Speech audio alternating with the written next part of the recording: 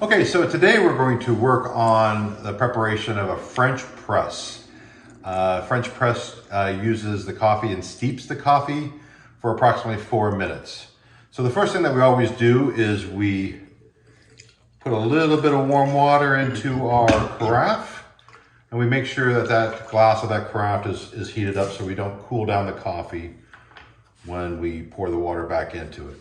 Then we're going to add approximately 54 grams of a coarse ground coffee into the French press.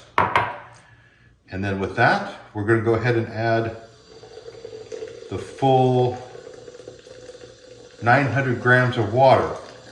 Basically, you're going to fill it up to the top. And we're just going to kind of keep that going. You can swirl it around a little bit to get it evenly wetting, but you're going to use the stir stick here in a minute anyways. And we're getting close.